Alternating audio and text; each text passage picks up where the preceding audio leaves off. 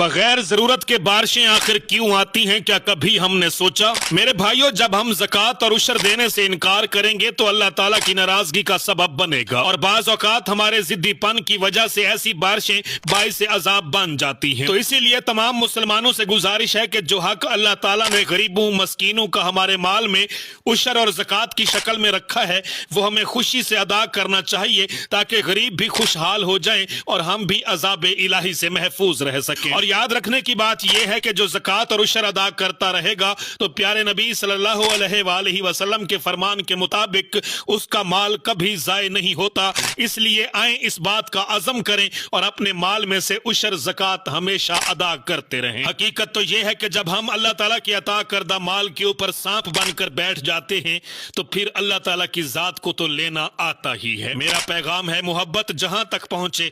Kashi Bloch को इजाजत दीजिए। अल्लाह हाफिज।